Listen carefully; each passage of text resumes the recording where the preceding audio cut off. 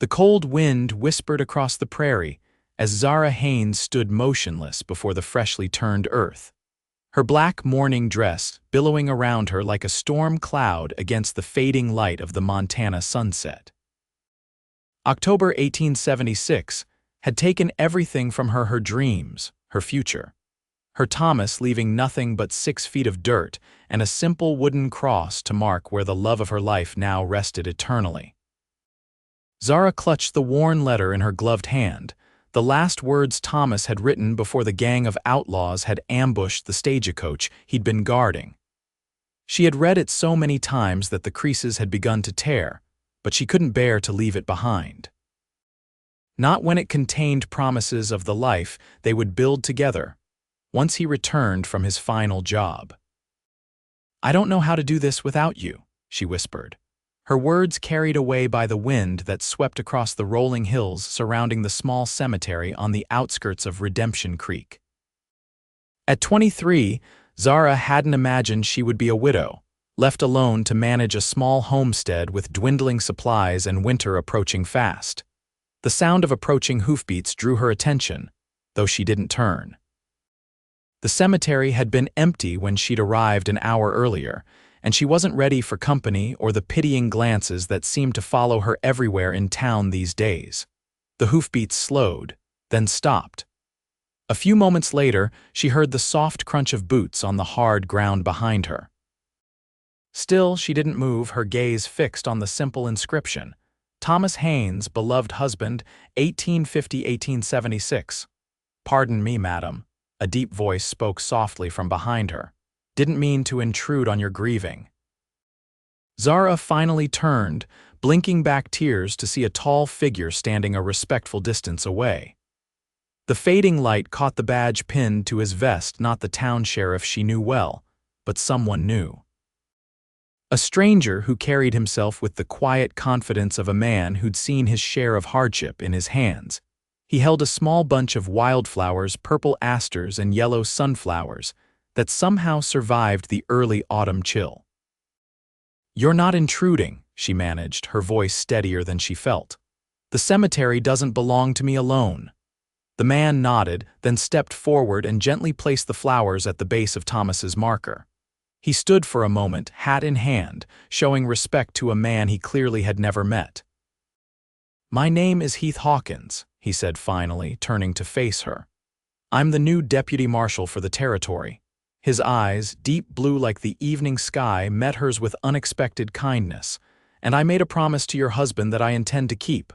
Zara felt her heart skip a beat. "You knew Thomas?" Heath nodded solemnly. "I was there that day, madam, when the Blackwater gang attacked the coach." His jaw tightened momentarily. "I was riding escort but got separated in an earlier skirmish by the time I caught up." His voice trailed off, the guilt evident in his expression. "Your husband fought bravely. Before he passed, he made me promise something." The world seemed to still around Zara as she waited for his next words. "He made me promise that you wouldn't be left alone." The tears Zara had been holding back finally spilled over. "You're too late, Mr. Hawkins," she whispered.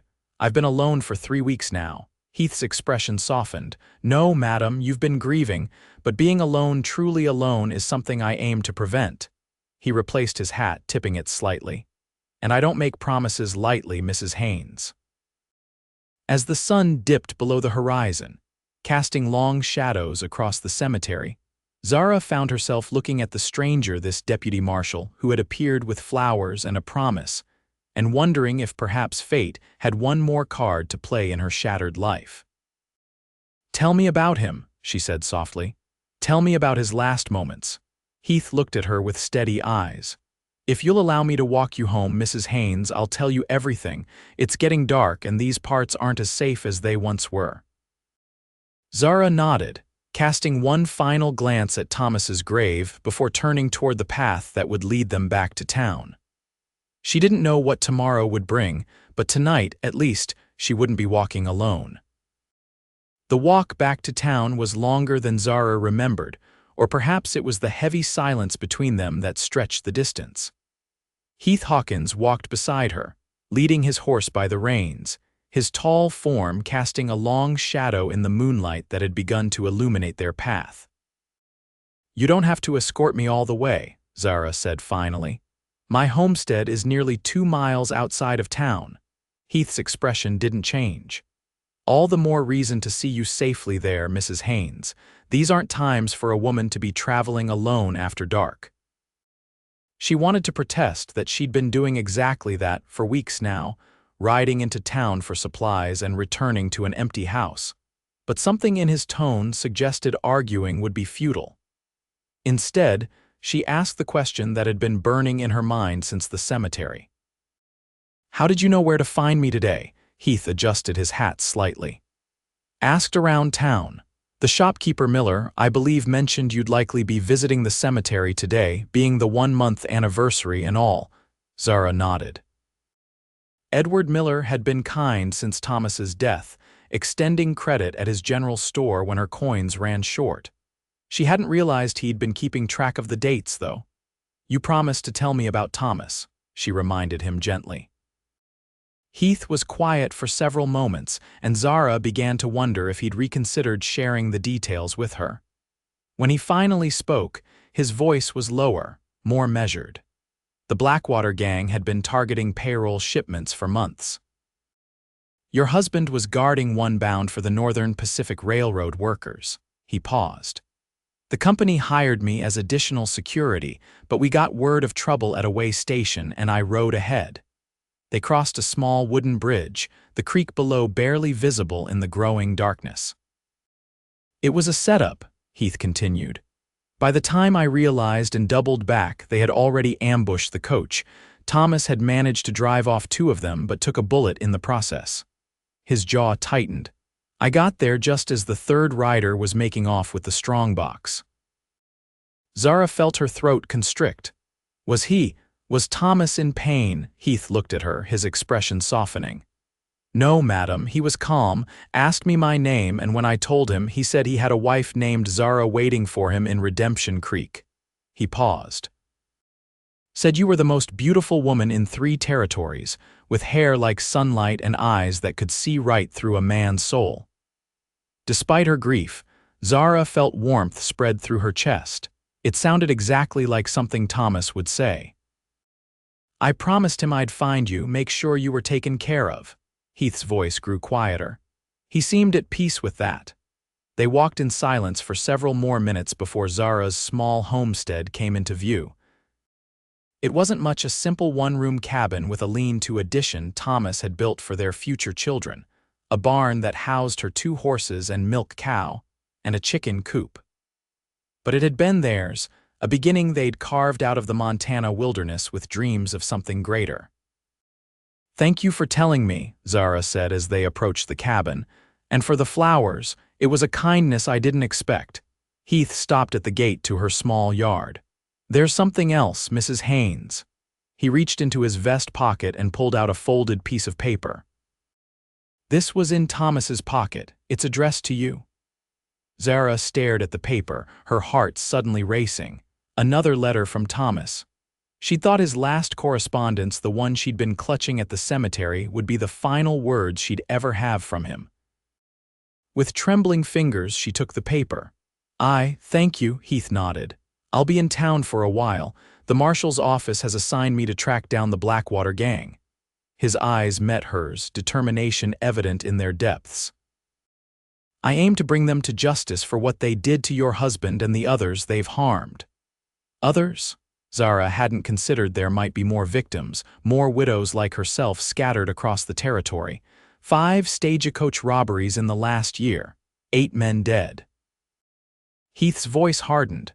"Your husband was the first to wound one of them, though, gave us our first real lead." Zara nodded, suddenly exhausted from the emotional weight of the day. "Thank you again, Deputy Hawkins." He tipped his hat.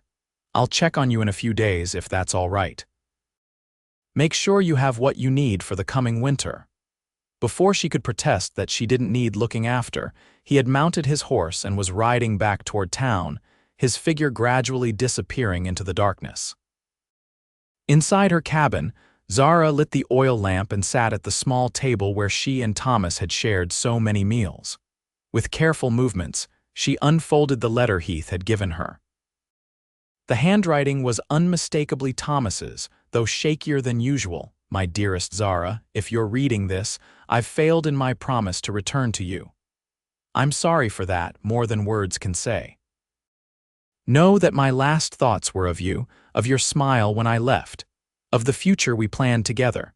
There's money hidden beneath the loose floorboard under our bed enough to see you through winter and perhaps sell the homestead if that's your wish. I wouldn't blame you for returning to your family back east. But if you choose to stay, know that the land deed is in your name now. Everything we built is yours. I love you, my sunshine girl. Be happy again someday. That's my final wish for you. Forever yours." Thomas' tears blurred Zara's vision as she pressed the letter to her heart. Even in death, Thomas had tried to provide for her, to give her choices. The thought of leaving their homestead had never occurred to her. Where would she go? Her parents had died in a fever outbreak years ago, and her only living relative was a distant cousin in Boston whom she barely knew. This land, this small cabin, was all she had left of their dreams together. And now, it seemed, she had a solemn deputy marshal who had promised her dead husband she wouldn't be alone. Zara folded the letter carefully and placed it alongside Thomas's other correspondence in the small wooden box she kept beneath her bed. As she did, her fingers brushed against the loose floorboard Thomas had mentioned. Curiosity overcoming her exhaustion, she pried it up with her fingernails. Nestled in the small space below was a canvas pouch. Inside, she found more money than she had ever seen in one place, nearly $300 in banknotes and gold coins. Enough to last well beyond winter if she was careful. Enough to give her time to decide what her future would hold. For the first time since receiving news of Thomas's death, Zara felt something beyond grief. Not hope, not yet, but perhaps the faintest glimmer of possibility that she might survive this after all. The following morning dawned clear and cold, the kind of autumn day that hinted at winter's approach. Zara rose early, as was her habit, to tend to the animals before breakfast. The routine gave her comfort, feeding the chickens, milking the cow, checking on the 2 horses in the small barn Thomas had built with such pride. "Morning, Penny," she murmured to the gentle brown mare that had been her companion for the past 3 years. The horse nickered softly in response, nudging Zara's pocket for the apple slice she knew would be there.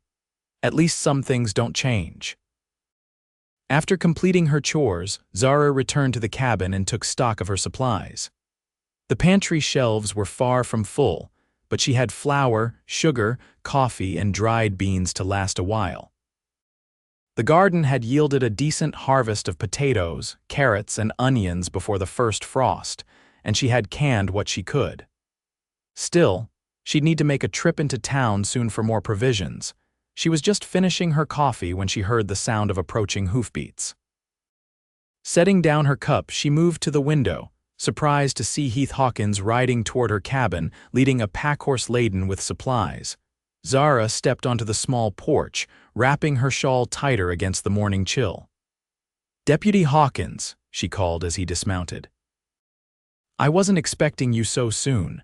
Heath removed his hat as he approached. "Mrs. Haynes, hope I'm not disturbing your morning." "Not at all, I've been up for hours." She eyed the packhorse curiously. "What's all this?" "Noticed your woodpile was getting low when I dropped you off last night," he said, gesturing to the stack of firewood beside the cabin that had indeed dwindled faster than she'd anticipated. "Brought some supplies from town as well. Winter comes early in these parts." Zara felt a mixture of gratitude and unease. The supplies would be welcome, but accepting charity had never sat well with her. "That's very kind, but unnecessary. I can manage on my own." Heath's expression remained impassive. "It's not charity, Mrs. Haynes. Consider it payment of a debt." When she looked confused, he added, "Your husband saved the lives of 2 passengers on that coach by fighting back. One was a child not much older than 10. I owe him for that." The thought of Thomas defending a child in his final moments brought fresh tears to Zara's eyes, but she blinked them away quickly. "Then I accept, Deputy. Thank you." Heath nodded and began unloading the packhorse. Zara moved to help him, and together they carried sacks of flour, coffee, sugar, salt, and other essentials into the cabin.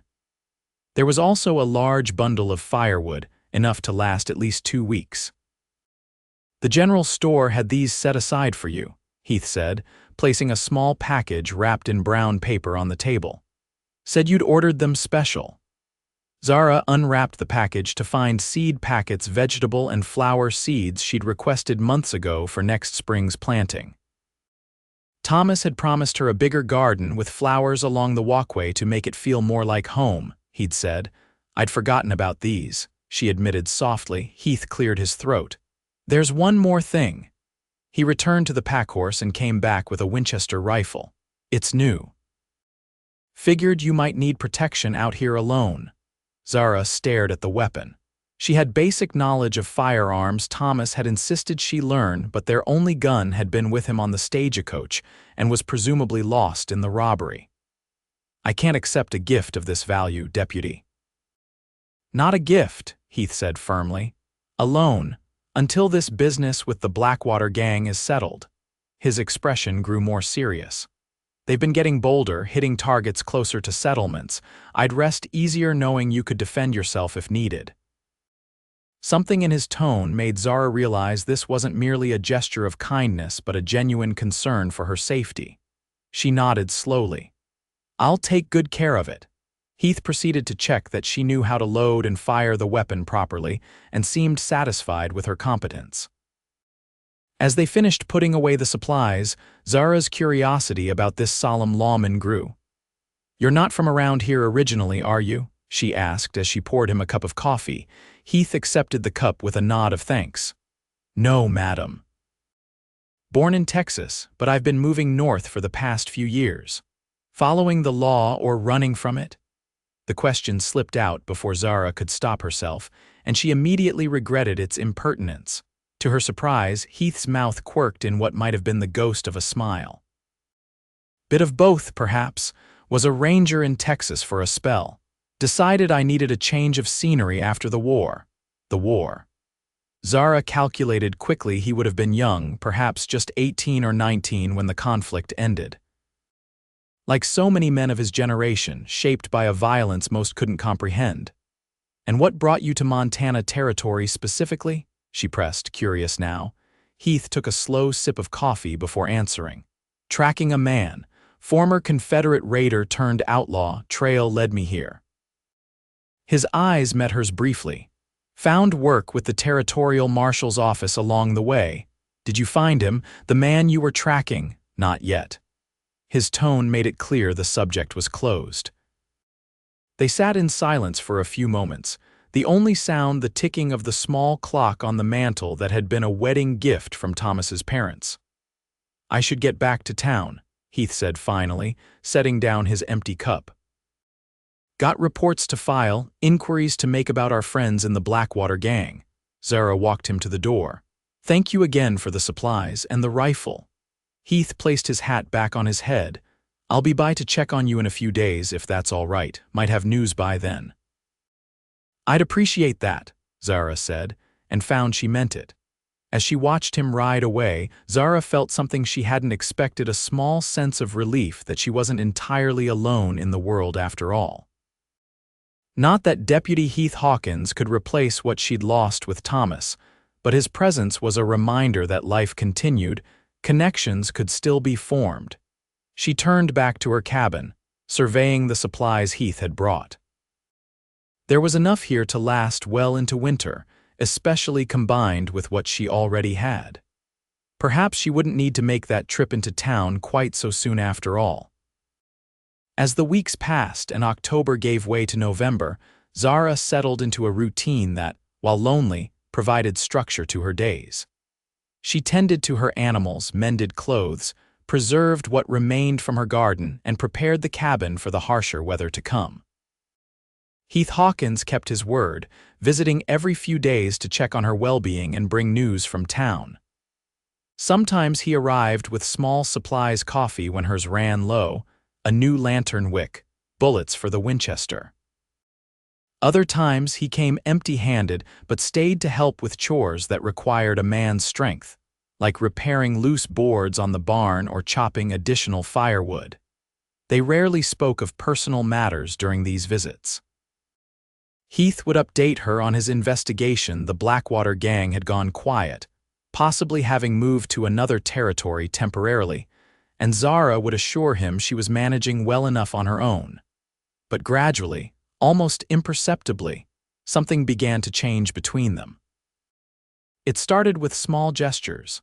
Zara making sure fresh coffee was brewed when she expected his visit, Heath bringing a book he thought she might enjoy on the long winter evenings ahead. Their conversations, once stilted and formal, began to flow more naturally. On a particularly cold afternoon in late November, Heath arrived as a snow squall was beginning to intensify. Zara had been watching the sky anxiously, knowing from experience how quickly such storms could become dangerous. "You shouldn't have risked the ride in this weather," she admonished as he stomped snow from his boots at her door. "Promised I'd bring news," he said, removing his hat and coat. His normally composed features looked troubled. Zara immediately sensed something was wrong. "What is it?" Heath hesitated.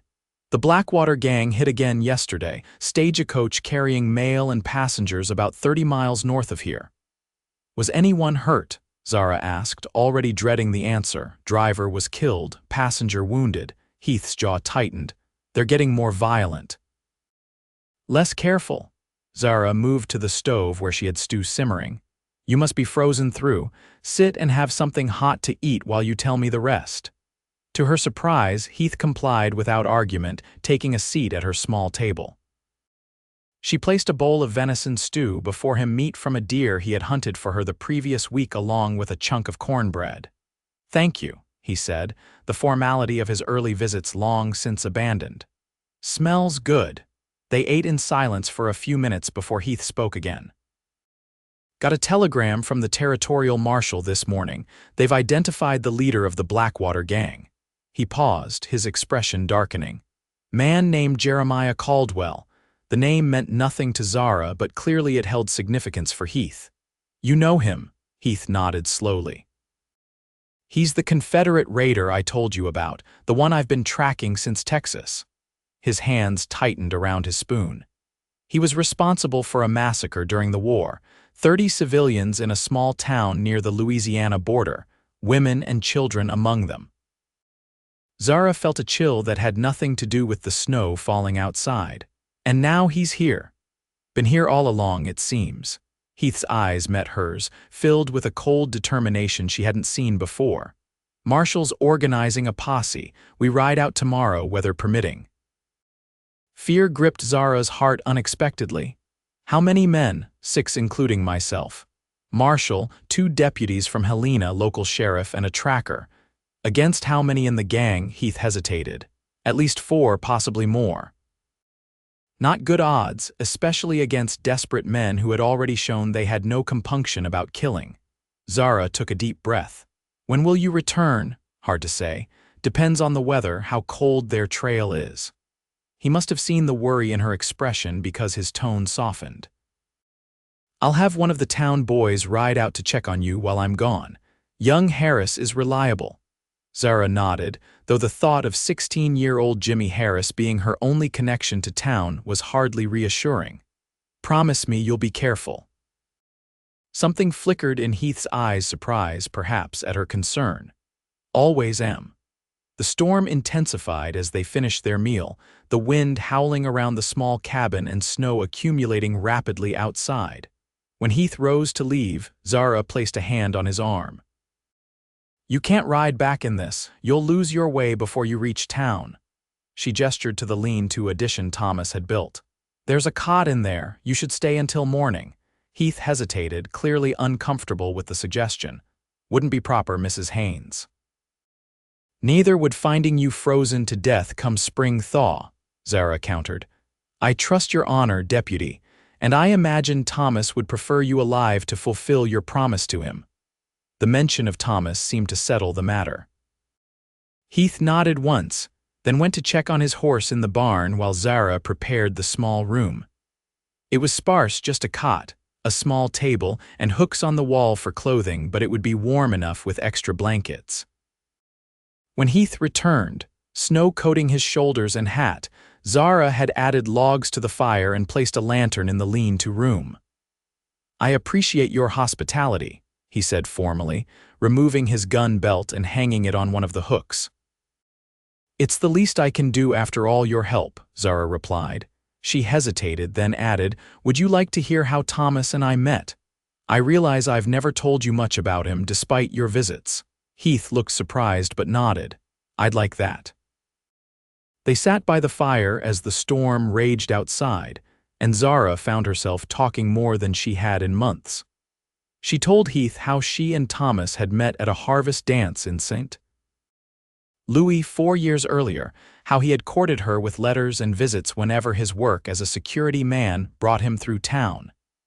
"He promised me adventure," she said, smiling at the memory.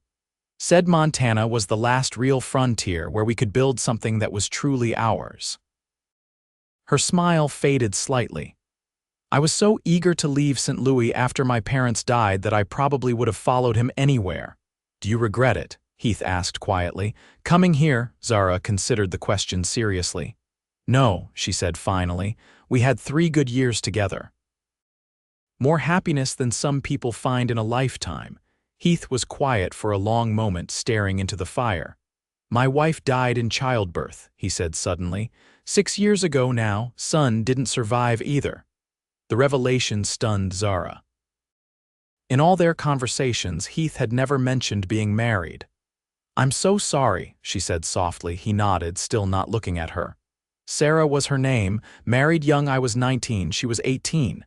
Too young, probably." His voice grew distant, as if he were speaking from somewhere far away. "I was away fighting when she found out she was expecting, made it home just 2 months before." He trailed off. "Is that when you joined the Rangers?" Zara asked gently. "Few months after." Couldn't stand being in that house without her. He finally looked up from the fire, his eyes meeting hers. "Guess we've both learned that life rarely follows the path we expect." Something shifted between them in that moment, a deepening of understanding, a recognition of shared grief that went beyond words. For the first time, Zara saw Heath not just as the deputy who had promised to look after her, but as a man who had experienced his own profound loss. "Thank you for telling me," she said softly. Heath nodded once, then stood.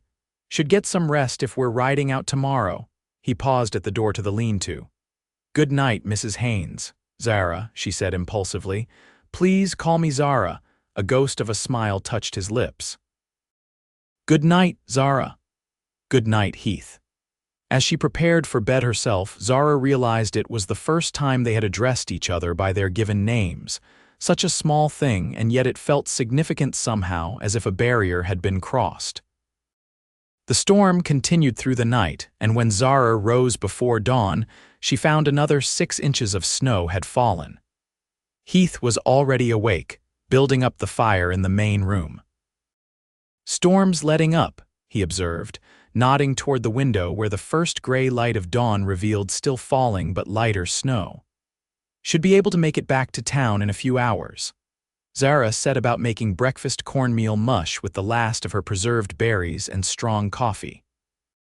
They ate in companionable silence, both aware that Heath would soon be riding out with the posse, facing unknown dangers. "How long will you stay in Redemption Creek?" Zara asked finally, the question that had been on her mind for weeks. "After you find Caldwell, I mean." Heath considered before answering. "Marshals offered me a permanent position, said they need good men in the territory." He looked at her directly. "Been thinking of accepting." Something fluttered in Zara's chest, relief, anticipation. She wasn't sure. "That would be good," she said carefully. "The town needs a strong lawman." Heath nodded, seeming to search for words. "When I get back," he said finally, "there are things I'd like to talk to you about the future." Before Zara could respond, he stood and began gathering his things. The moment for further conversation had passed, but his words hung in the air between them, full of unspoken possibilities. At the door, fully dressed for the cold ride ahead, Heath paused. "I'll send Jimmy Harris out tomorrow to check on you. Should be back within the week if the weather holds." "Be careful," Zara said, the worry she felt evident in her voice despite her attempts to hide it. Heath's expression softened momentarily. "I will." He hesitated, then added, "You be careful too, keep that Winchester loaded." With that final admonition, he was gone, mounting his horse and riding away through the freshly fallen snow. Zara stood in the doorway watching until he disappeared from sight, a strange mixture of emotions swirling within her. For the first time since Thomas's death, she found herself thinking about the future, not just surviving it, but potentially embracing it. The realization brought both hope and guilt. Was it disloyal to Thomas to even consider such feelings for another man? As she closed the door against the cold, Zara remembered Thomas's final letter, his wish for her to be happy again someday. Perhaps he had understood, even then, that life continued for those left behind. The days following Heath's departure passed slowly for Zara. True to his word, Jimmy Harris rode out from town the next day, bringing news that the posse had departed early that morning, following information about a possible Blackwater gang hideout in the foothills nearly 40 miles northwest. "Deputy Hawkins asked me to check on you every other day, madam," the gangly youth said earnestly. "Said to make sure you had everything you needed." "That's very kind of him," Zara replied, giving the boy a small basket of fresh eggs to take back to his mother in payment for his trouble. "But I'm perfectly capable of managing on my own." Despite her assertion of independence, Zara found herself watching the horizon each day, hoping for some sign of the posse's return. The weather remained cold but clear, which she took as a good omen for their search. On the 5th day after Heath's departure, Zara was in the barn tending to the animals when she heard hoofbeats approaching. Expecting Jimmy Harris, she was surprised when she stepped outside to see not the boy but 3 riders approaching her homestead.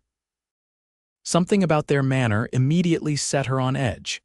They rode confidently but cautiously, scanning the property as they approached. None wore badges or uniforms that might identify them as lawmen. Zara stepped back into the barn quickly, her heart racing. The Winchester was in the cabin, too far to reach now without being seen. Instead, she grabbed a pitchfork and positioned herself where she could observe the men through a crack in the barn door. The riders stopped in the yard, one dismounting while the others remained on horseback, hands resting near their holstered weapons. "Hello, the house," the dismounted man called. He was tall and lean, with a weathered face partially obscured by a thick beard streaked with gray. "Anybody home?" Zara remained silent, watching as the man approached the cabin and peered through the window. After a moment, he turned to his companions. "Looks empty. Check the barn." Cold fear gripped Zara as one of the other men swung down from his horse and started toward the barn. She tightened her grip on the pitchfork, knowing it would provide little protection against firearms but unwilling to be caught without some means of defense. The barn door creaked as the man pushed it open, sunlight streaming in behind him and temporarily obscuring his features. "Found something, boys," he called over his shoulder. "Got us some fine horseflesh in here." As he stepped further into the barn, his eyes adjusting to the dimmer light, Zara stepped out from her hiding place, the pitchfork leveled at him. "That's far enough," she said, her voice steadier than she felt. "State your business." The man stopped, surprised, then smiled slowly. The expression did nothing to reassure Zara, it reminded her of a predator sighting prey. "Well now," he drawled, "didn't expect to find a pretty little thing like you out here all alone." He made no move toward her but didn't retreat either. "We're just travelers looking for a place to rest a spell, maybe get some hot food." "There's a town 8 miles east," Zara replied coldly. "Has a hotel and restaurant both." The other 2 men had approached now, standing just outside the barn door. "Everything all right, Curtis?" the bearded man called. "Just fine, Jem," the man called Curtis responded, his eyes never leaving Zara. "Lady of the house was just about to invite us in for coffee, weren't you, madam?" The use of the name Jem sent a chill through Zara. Jeremiah Caldwell, the leader of the Blackwater gang.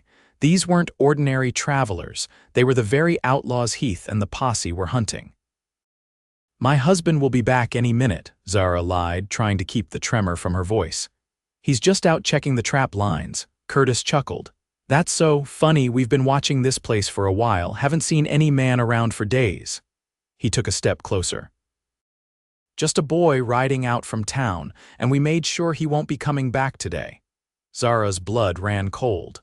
"What did you do to Jimmy?" "Nothing permanent," the bearded man Jem said as he entered the barn. "Just convinced him it might be healthier to stay in town for a few days." He surveyed Zara with cold eyes. "You're Thomas Haynes's widow, aren't you?" The direct question caught Zara off guard. "How do you know that?" Jem smiled unpleasantly. "Your husband caused us some trouble before he died, shot one of my men, we had to leave him behind." His expression hardened. "Which is why the laws suddenly got a description of some of us, why they're getting closer than I'm comfortable with." The third man, who had remained silent until now, spoke up. "Jem, we need to move. If the marshal's posse circles back this way—" "Shut up, Pearson," Jem snapped. "I'm thinking." Zara's mind raced. If these men knew who she was, knew about Thomas, then they must also know about Heath and the posse. Perhaps they had even encountered them already. The thought of Heath lying dead somewhere sent a wave of dread through her. "What do you want?" she asked, still holding the pitchfork defensively. Jem considered her for a moment. "Information, food, maybe those horses of yours since one of ours came up lame." He gestured toward the pitchfork. "And you can put that down. If we wanted to hurt you, you'd already be hurt." "I have no information for you," Zara said firmly. "No, nothing about where Marshal Collins and his men might be looking for us." Jem raised an eyebrow. "That deputy of his has been mighty attentive, riding out here every few days." "Man doesn't do that unless he's sweet on a woman or she knows something valuable." Zara's cheeks flushed with anger. "Deputy Hawkins is fulfilling a promise to my late husband, nothing more," Curtis laughed. "Hear that, Jem? A promise to a dead man, how touching." Jem's expression remained calculating. "Where are they looking for us, Mrs. Haynes? Where did the posse ride out to?" "I don't know," Zara answered truthfully. "And even if I did, I wouldn't tell you," Jem sighed as if disappointed by her response. "Take her to the house, Curtis. We'll see if a few hours of contemplation changes her mind." He turned to the third man. "Pearson, check the rest of the property. Make sure there's no one else around." Curtis stepped forward, reaching for Zara's arm. Without hesitation, she jabbed the pitchfork toward him, forcing him to jump back. "Feisty one, ain't she?" he growled, drawing his pistol. "Drop it, lady, or things get unpleasant real quick." Faced with the barrel of the gun, Zara reluctantly lowered the pitchfork. Curtis grabbed her roughly by the arm and began marching her toward the cabin, while Jem followed behind, watching the surrounding landscape warily. Inside the cabin, Curtis shoved Zara into a chair at the table. "Sit tight," he ordered, while Jem began looking through her belongings. "Nothing much here," he commented, rifling through a drawer. "Homesteaders. Never understood why anyone would choose this life." He picked up a framed photograph of Zara and Thomas on their wedding day, studying it before tossing it aside carelessly. The casual disrespect for her most precious possession sparked Zara's anger anew. "You're making a mistake," she said coldly. "When Deputy Hawkins returns, if he returns," Jem interrupted, "the mountains can be dangerous this time of year. Accidents happen." The implication sent a fresh wave of fear through Zara. "What have you done?" Jem smiled, the expression never reaching his eyes. "Nothing yet, but the day's still young." Pearson entered the cabin, stomping snow from his boots. "Place is clear, no one for miles around." He nodded toward the lean-to room. "Found signs someone else was staying here recently, though, extra bedding laid out." Jem's gaze sharpened as he turned to Zara. "Expecting company, Mrs. Haynes, or has someone already been visiting?" Before Zara could respond, Curtis, who had been examining the cabin's main room, let out a low whistle. "Look what we have here," he said, reaching behind the door where the Winchester rifle was propped. Fine weapon for a widow woman. He checked the chamber, finding it loaded as Heath had instructed. Keeping it ready for trouble, were you? He mocked. Fat lot of good it did you. Enough, Jem said sharply. Curtis, get some coffee going. Pearson, check on the horses. I want to be ready to move at nightfall. He pulled up a chair across from Zara. Now, Mrs. Haynes, let's have an honest conversation about the marshal and his men. Hours passed with Zara stubbornly refusing to provide any information beyond what the outlaws already knew. Jem's questioning grew increasingly frustrated but stopped short of physical threats. He seemed to recognize that violence would only strengthen her resolve. As dusk approached, Pearson returned from watching the trail. No sign of anyone, he reported. But there's another storm coming in from the northwest. We should leave before it hits. Jem nodded, then turned to Zara, who remained seated at the table under Curtis's watchful eye. Seems we've reached an impasse, Mrs. Haynes. You won't tell us what we want to know, and I'm running out of patience. What are you going to do with her? Curtis asked, a gleam in his eye that made Zara's skin crawl. Jem considered for a moment. Tie her up. When we leave, we'll take her with us. She might prove useful as leverage if we run into trouble. He smiled coldly at Zara. Or maybe Deputy Hawkins will be more cooperative in sharing information if he knows we have you. The thought of being taken by these men filled Zara with dread, but she kept her expression neutral. If they were planning to leave at nightfall, perhaps there was still a chance someone might arrive before then, Jimmy Harris returning despite their warnings, or even Heath himself. Curtis began gathering rope from his saddlebag, his anticipation evident. Don't worry, Mrs. Haynes, he said with mock gentleness. We'll take good care of you. As he approached with the rope, the sound of a gunshot cracked through the evening air, followed immediately by a second. All three men froze, looking toward the window. Pearson, Jem hissed, moving to the door. See what that was? But before Pearson could comply, the front door burst open and Heath Hawkins stood in the doorway, his revolver drawn and expression fierce. Behind him, Zara could see two other men with rifles at the ready. Evening, Caldwell, Heath said, his voice dangerously calm. Been looking for you. The next few seconds passed in a blur. Curtis lunged for his gun, only to be cut down by Heath's first shot. Pearson managed to draw and fire, the bullet splintering the door frame near Heath's head before one of the men behind Heath dropped him with a well-placed rifle shot. Jem Caldwell, showing the reflexes that had kept him alive through war and years as an outlaw, flipped the heavy oak table onto its side for cover, dragging Zara down with him and pressing a knife to her throat. Back off, Hawkins, he shouted, or the widow gets her throat cut. Heath remained in the doorway, his gun still trained on the overturned table where Jem and Zara were concealed. It's over, Caldwell. Your men are dead or captured. The cabin's surrounded. Then I've got nothing to lose, do I? Jem growled, tightening his grip on Zara. Drop your weapon and back out, or I swear I'll kill her.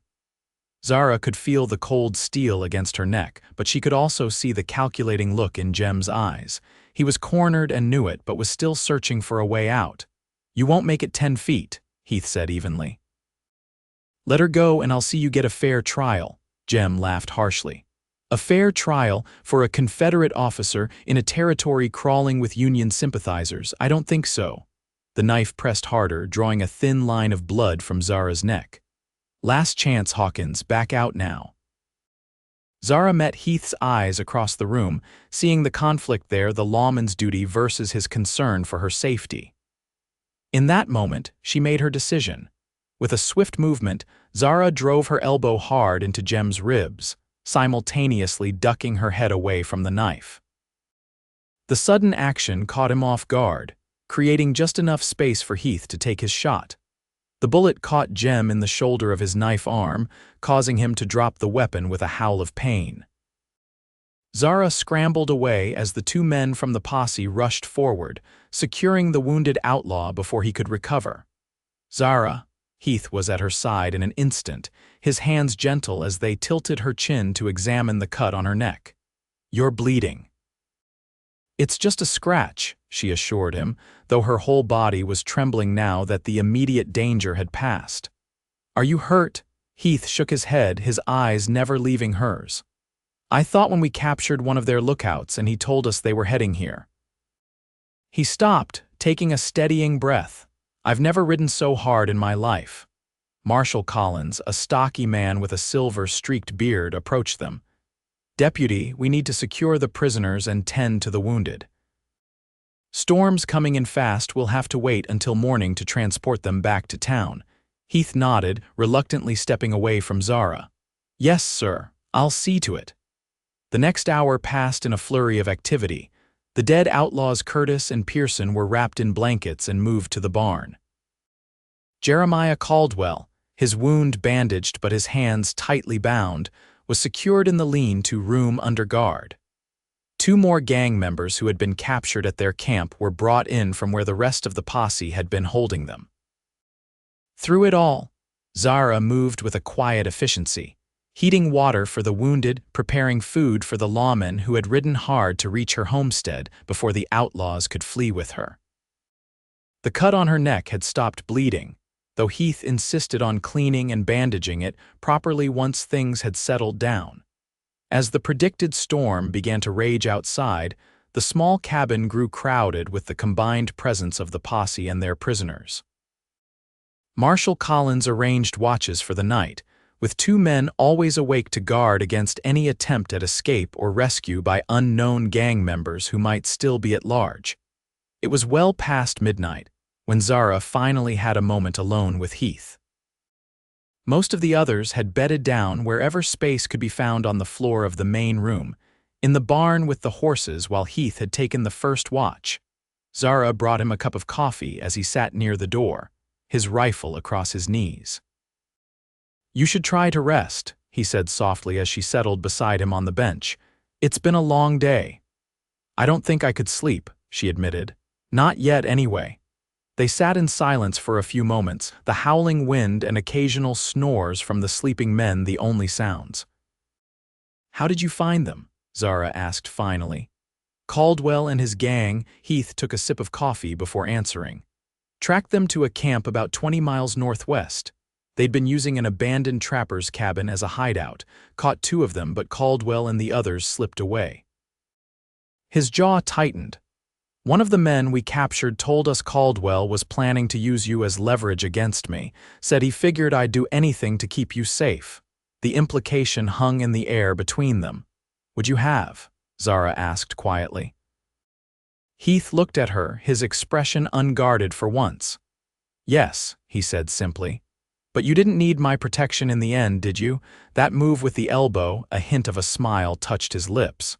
"Reminded me you're not some delicate flower needing shelter." "Thomas taught me," Zara said, returning his smile.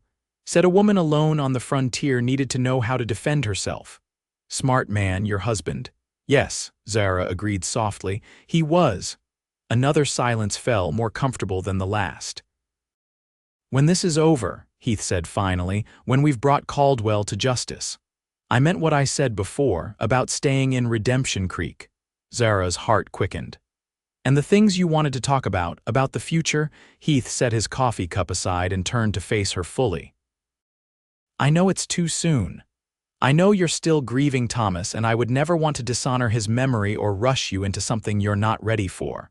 He paused, seeming to search for the right words. "But I've come to care for you, Zara, more than I expected to. More than I thought possible after Sarah." Zara felt tears welling in her eyes, but they weren't tears of grief this time. "I've come to care for you too," she whispered. "And I think Thomas would understand. He wanted me to be happy." Heath's hand found hers in the dim light, his touch gentle but sure. "I'm not asking for promises, just possibility, a chance to see where this might lead when you're ready."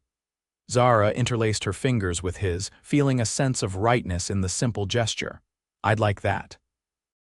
They sat together through the rest of Heath's watch, talking quietly about everything and nothing, memories of their pasts, hopes for the future, the simple pleasures of a life that suddenly held more promise than either had dared to imagine just months before. When Marshal Collins relieved Heath in the early hours of the morning, they reluctantly parted, Zara to try to rest in her bed and Heath to find a spot near the fire where he could grab a few hours of sleep before dawn.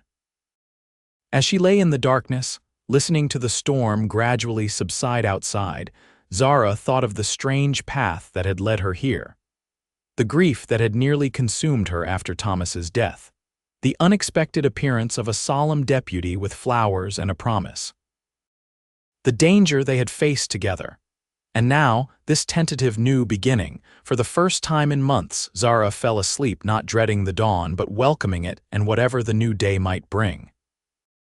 Spring came early to Montana Territory in 1877, the snow melting from the valleys by mid-March and wildflowers appearing on the hillsides soon after. For Zara, the changing season marked more than just the passing of her first winter. As a widow, it represented a transition in her own life, a cautious emergence from grief into something that increasingly resembled hope. The Blackwater gang trial had concluded in February, with Jeremiah Caldwell and his surviving men sentenced to hang for their crimes. Heath had testified about the stagecoach robberies, the murders, and finally the attempt to kidnap Zara from her homestead. Throughout the proceedings, he had remained professional but protective, ensuring Zara's limited testimony caused her as little distress as possible. In the months that followed the outlaw's capture, Heath had kept his word about not rushing her. He continued his regular visits to the homestead, helping with repairs and heavier work, bringing supplies and news from town. Their relationship evolved gradually, comfortable silences giving way to deeper conversations, casual touches becoming more frequent and lingering.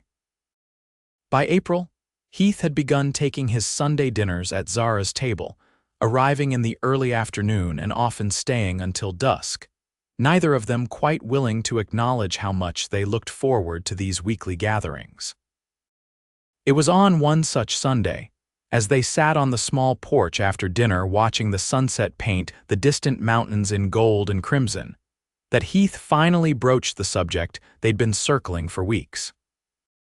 "Been thinking about building a house," he said casually, whittling a small piece of wood as he spoke.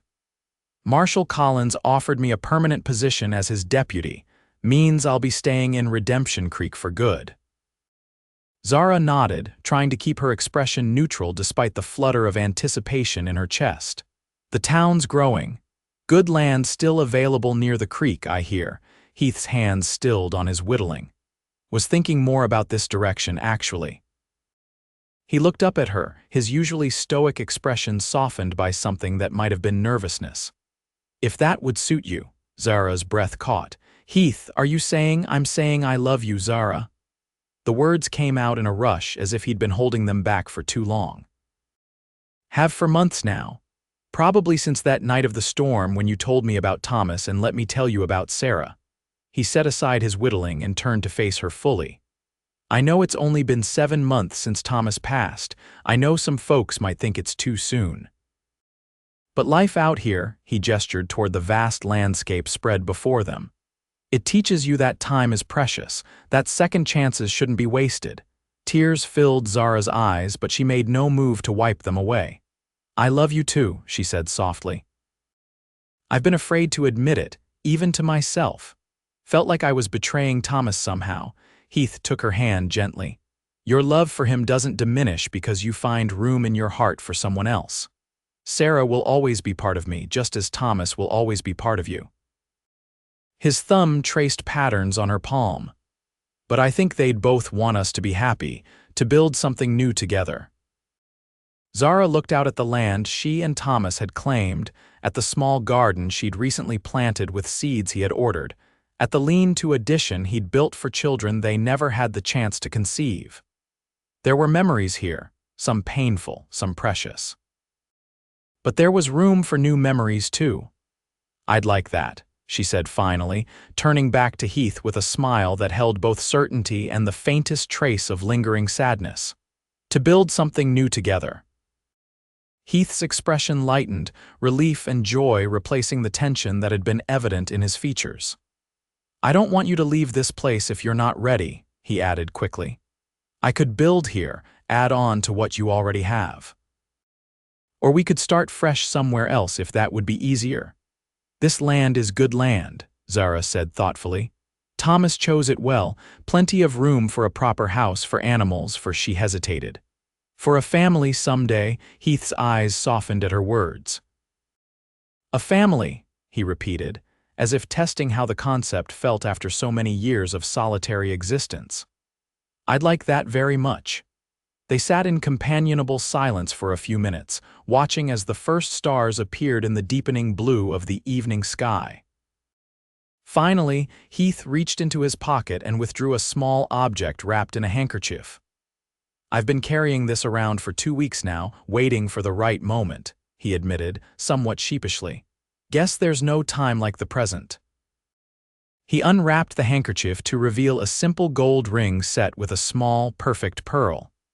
It was my mother's, he explained. Not fancy, but she always said pearls were more honest than diamonds, show their flaws and their beauty equally.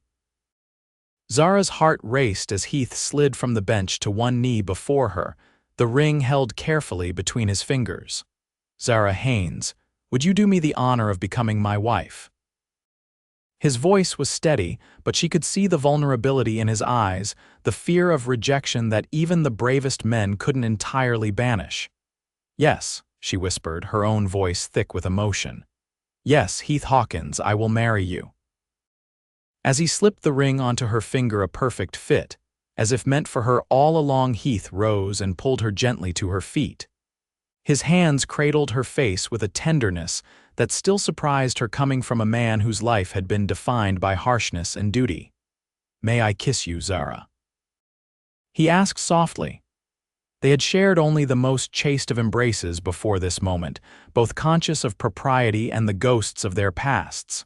In answer, Zara lifted her face to his, closing the distance between them. Their first real kiss was gentle, tentative, a promise rather than a passion, and yet Zara felt it down to her bones, a certainty that this was right, that this was where she was meant to be. When they finally parted, Heath rested his forehead against hers, his breathing slightly uneven. Been wanting to do that for months, he admitted with a small smile. Why didn't you? Zara asked, her own lips curved in an answering smile. Waiting for you to be ready, he said simply. Some things shouldn't be rushed. They returned to the bench, sitting closer now, Zara's head resting comfortably against Heath's shoulder as night fully claimed the landscape. They talked of practical matters, when they might marry, where they would live in the interim, how to combine their separate lives into one shared future. Town will talk, Heath noted at one point, about us marrying so soon after Thomas, Zara sighed. They already talk about you visiting, about me living out here alone. She straightened slightly, but I don't much care what they say as long as we know our own hearts. Heath pressed a kiss to her temple.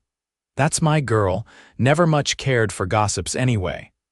As the evening grew cooler, they reluctantly acknowledged it was time for Heath to return to town. He had duties in the morning, and while their engagement changed much, it didn't yet give him the right to stay the night. At the door, Heath kissed her once more, lingering a bit longer this time.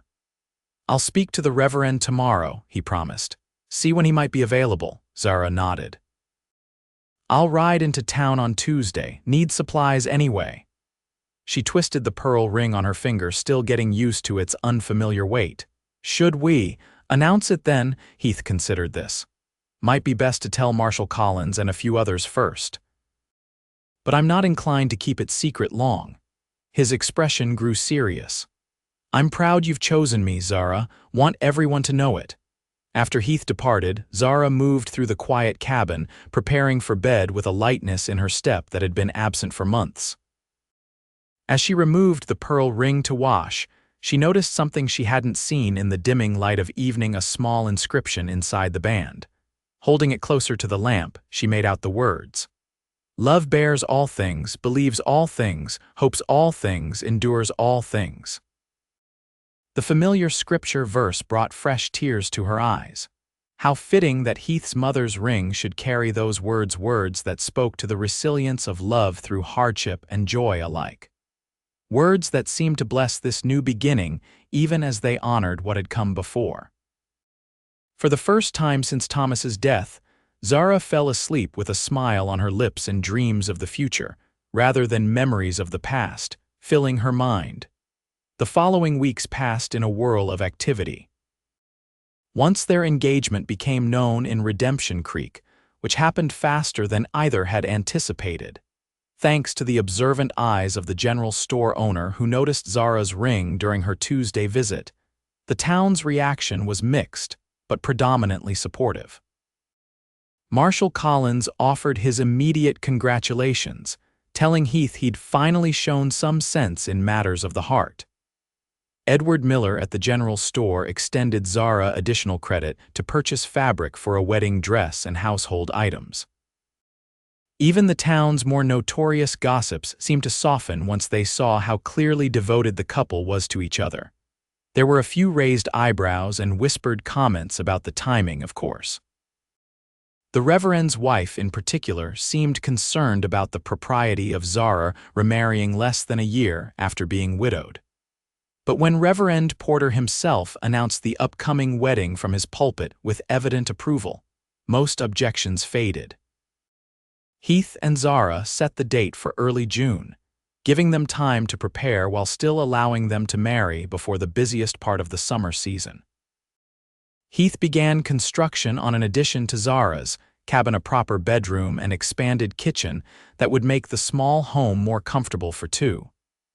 They agreed they would live there for at least the first year, then decide whether to build a new house elsewhere on the property. 2 weeks before the wedding, Zara visited Thomas's grave for the first time since her encounter with Heath there the previous autumn.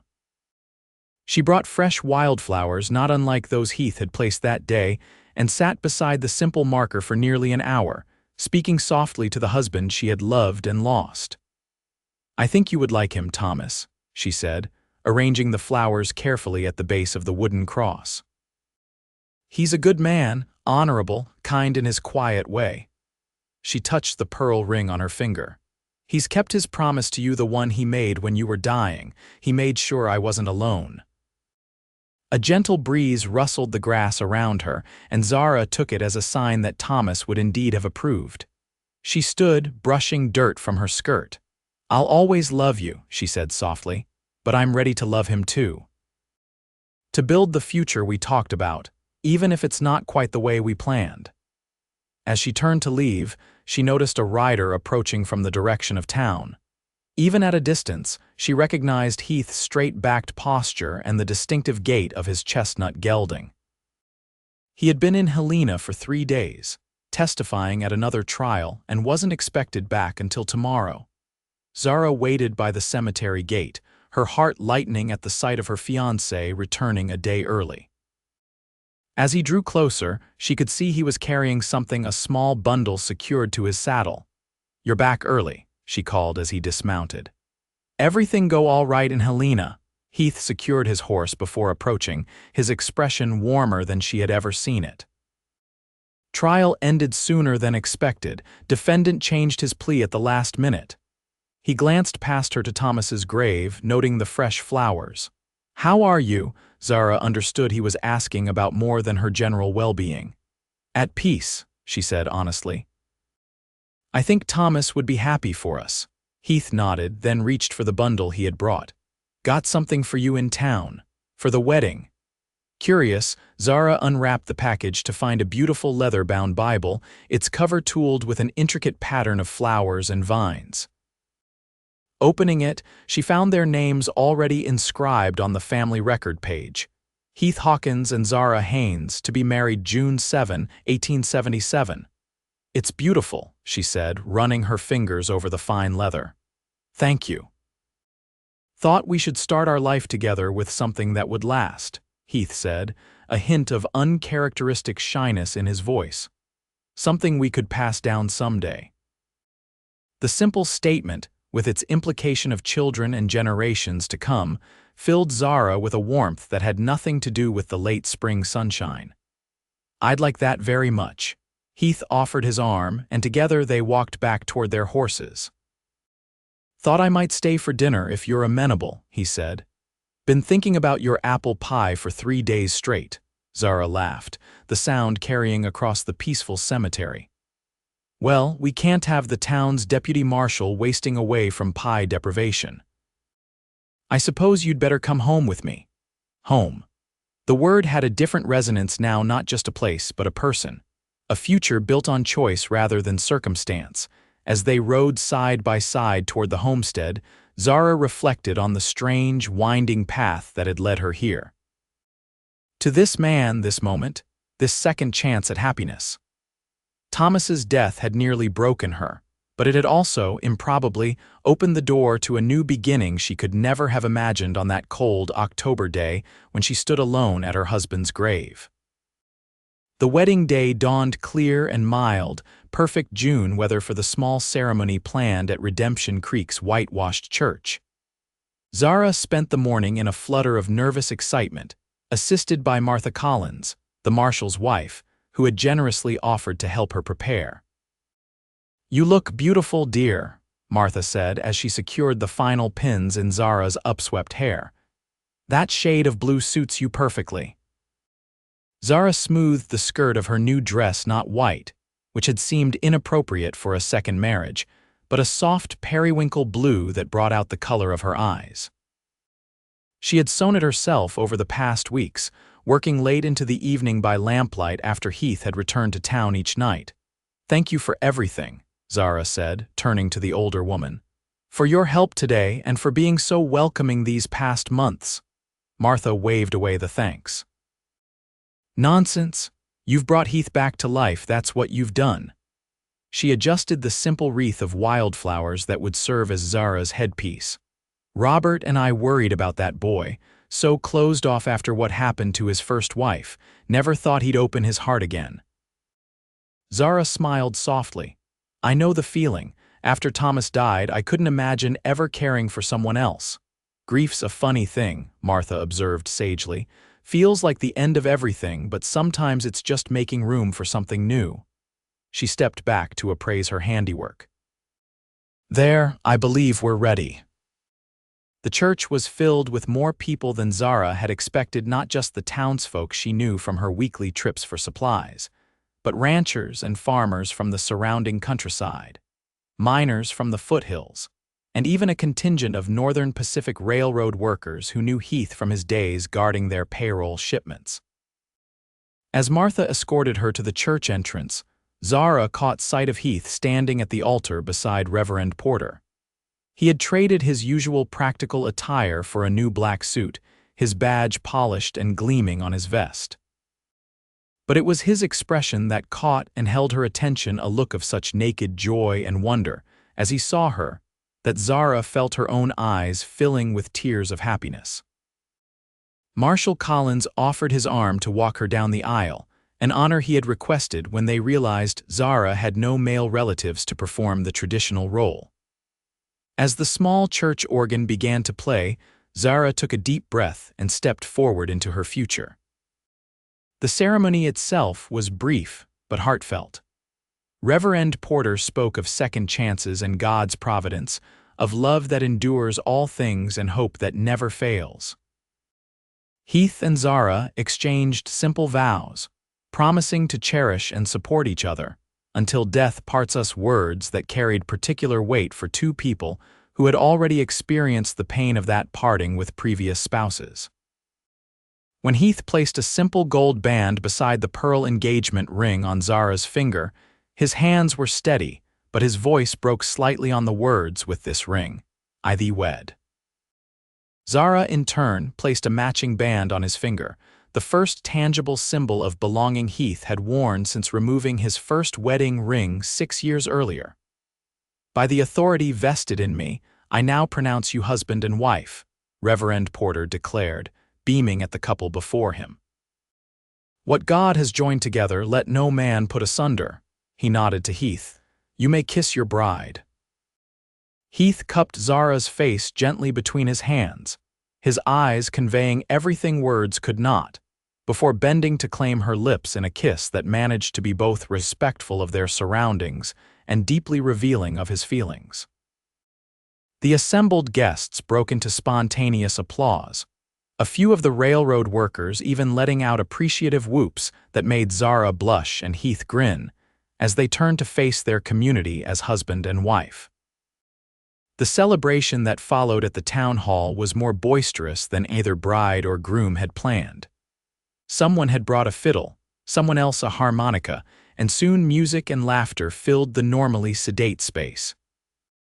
Tables groaned under the weight of potluck dishes, contributed by what seemed like every household in Redemption Creek. "Didn't realize we knew this many people," Heath murmured to Zara as they accepted congratulations from a minor whose name he couldn't quite recall. "I don't think we do," Zara whispered back with a small laugh. "But free food and dancing will bring folks out of the woodwork."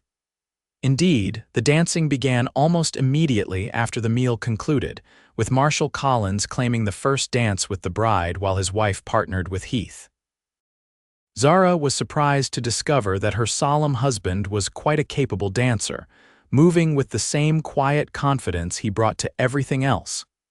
"You've been holding out on me, Deputy Hawkins," she teased when they were finally able to share a dance together. "I had no idea you were so light on your feet." Heath's arm tightened slightly around her waist. "My mother insisted all her boys learn to dance properly, said no son of hers would stomp around a dance floor like a bear with a sore paw." His expression softened at the memory. "Wish she could have met you. She'd have liked you." "Tell me about her," Zara encouraged as they moved together to the music. "You've mentioned your father was a rancher, but you rarely speak of your mother." "She was something special," Heath said, his eyes distant with memory. "Educated, refined, too good for the hard life my father gave her, most would say, but she never complained. Taught all 5 of us boys to read and cipher, made sure we knew more than just cattle and horses." A small smile touched his lips. "Had a weakness for poetry of all things. Used to read Wordsworth and Keats by lamplight after a long day of ranch work." Zara tried to imagine this refined, poetry-loving woman raising 5 boys on a Texas ranch. "Is that where you get your thoughtful nature from?" Heath looked surprised by the observation. "Never thought of myself as particularly thoughtful." "You are, though," Zara insisted. "You notice things others miss, think before you speak, consider consequences." She smiled up at him. "It's one of the things I love about you." A faint flush colored Heath's cheeks, and Zara delighted in the fact that even after months of courtship, she could still make this stoic lawman blush. As the evening progressed, guests began to depart, offering final congratulations and, in some cases, advice of varying usefulness to the newlyweds. By sundown, only a handful remained, helping to clean the town hall and pack up leftover food for the couple to take home. "Should we offer to help?" Zara asked as Martha Collins and several other women efficiently managed the cleanup. "Absolutely not," Martha declared, shooing them toward the door. "You two get on home now. First night as husband and wife is special, don't waste it washing dishes." Heath needed no further encouragement. Their horses were already waiting outside, Heath's chestnut and Zara's mare decorated with ribbons by some well-meaning townsfolk. Attached to Heath's saddle was a surprising addition, a beautifully crafted wooden cradle, small enough to be transported but clearly made with care. "A wedding gift from the men at the sawmill," Marshall Collins explained, appearing beside them with a knowing smile. "Said they figured you might have need of it before too long." Zara felt her cheeks warm at the implication, but Heath merely thanked the marshal with a firm handshake before helping Zara mount her horse.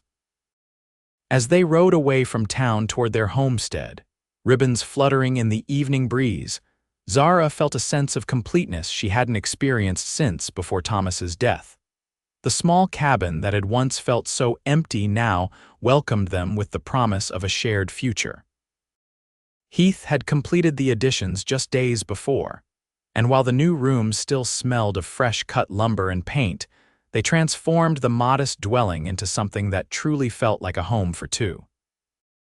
That night, as they came together as husband and wife for the first time, Zara discovered yet another facet of the man she had married, a tenderness and passion beneath his reserved exterior that both surprised and delighted her.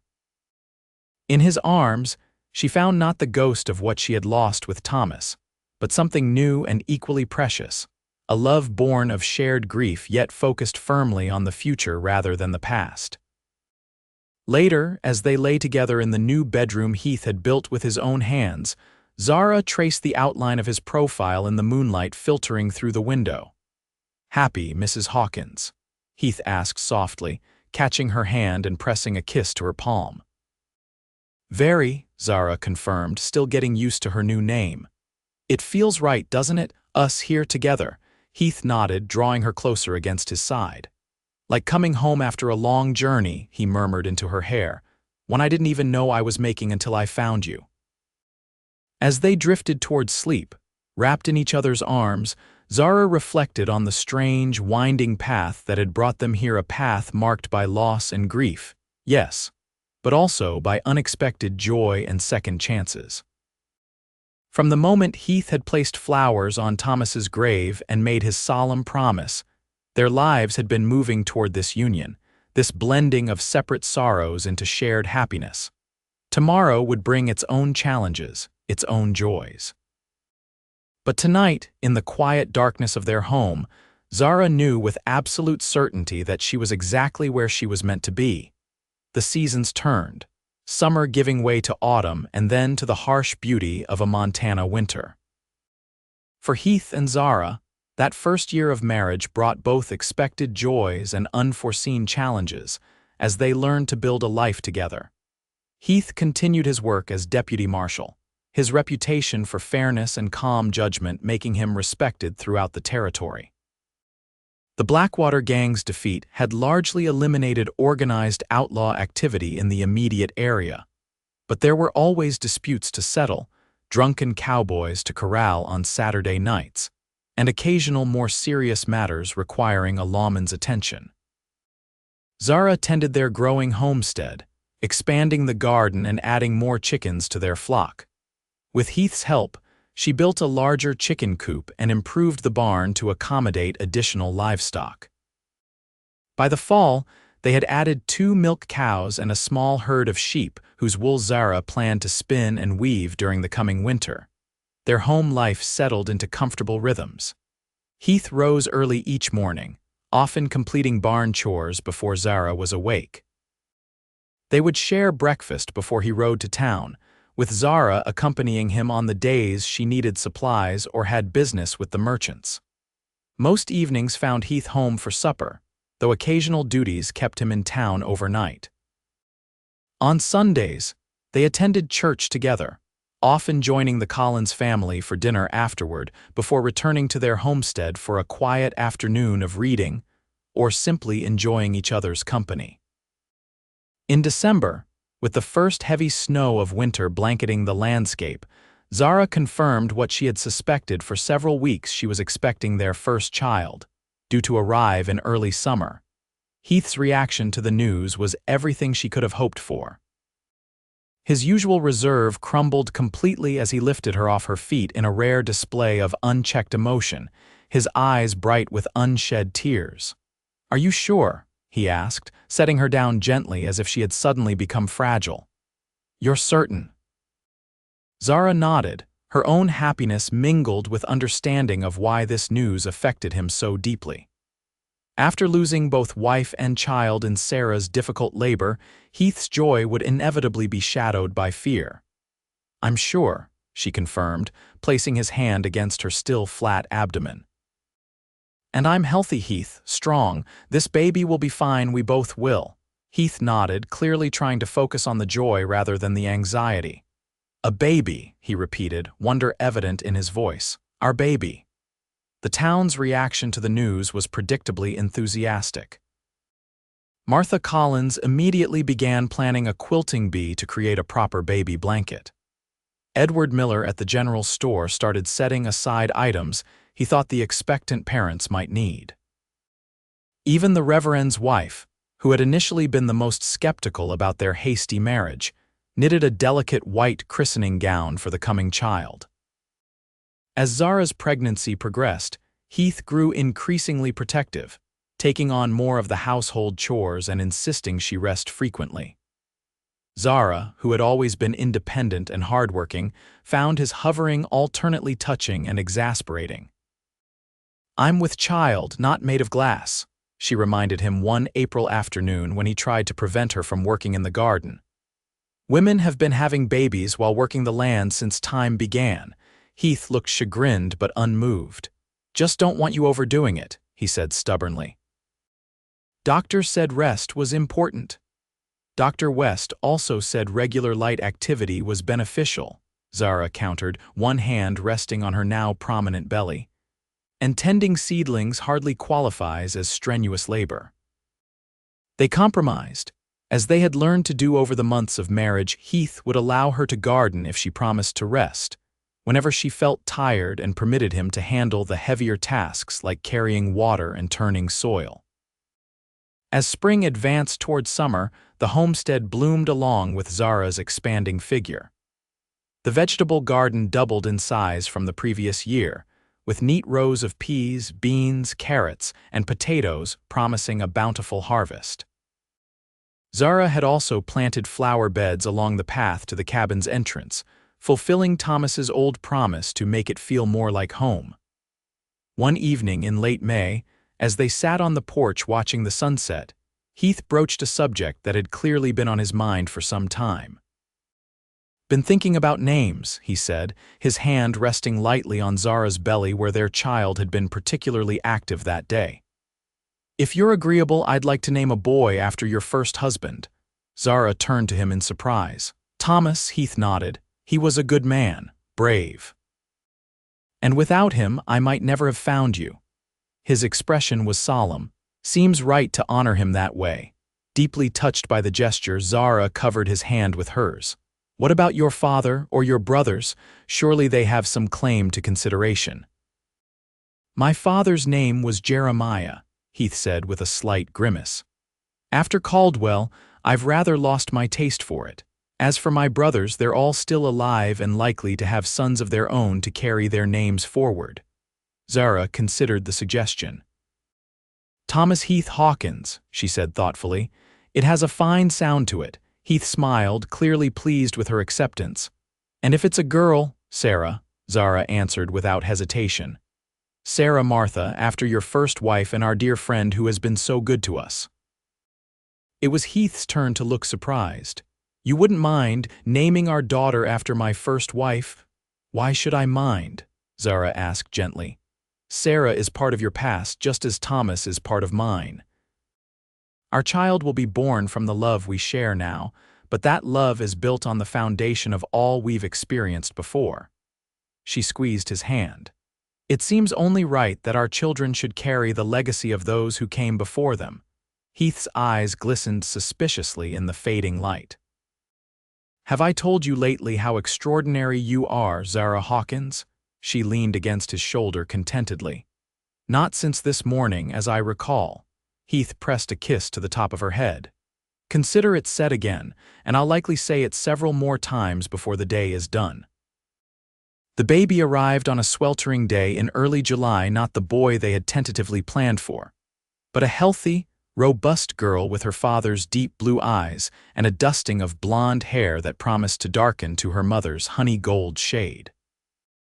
After a labor that was long but ultimately uncomplicated, Zara presented Heath with his daughter, watching as the normally composed lawman dissolved into tears at the sight of the tiny, perfect life they had created together.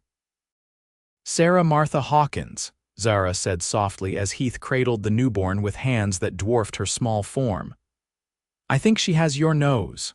"Poor child," Heath murmured, unable to tear his gaze from his daughter's face. "But your chin, I think, and hopefully your disposition rather than mine." Dr.